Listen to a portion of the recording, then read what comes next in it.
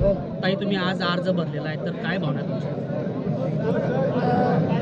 मला नक्कीच आनंद होतोय आणि मी आज अभिजित पाटील यांच्या पक्षातून अर्ज भरला आहे. मी जिल्हा परिषद आणि पंचायत समिती या दोन्हीतून अर्ज भरला आहे आणि माझ्या वडिलांकडून मला समाजसेवेचा वारसा मिळाल्यामुळं मी तयारीत आहे. मला संधी मिळाली, मला आनंद वाटला. मी पुढं काम नक्की चांगलं करेन. करकम जिल्हा परिषद गटामध्ये जी काही समस्या आहे ते कुठल्या प्रामुख्याने तुम्हाला जाणवल्या? रस्ते दुरुस्ती, पाणी टंचाई, आरोग्य, शिक्षण आणि महिलांविषयीचे प्रश्न अशा समस्या आहेत आणि त्या मी सोडवण्यावर नक्कीच भर देईन. काय आता कुणाचं आव्हान वाटतंय का?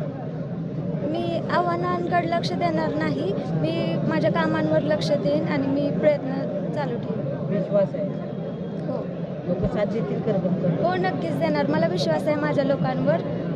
माघार घेणार? नाही, मी माघार नाही घेणार. तरी निर्णय होईल ते मी सांगेन नंतर. लढाई ठरले आता. हो.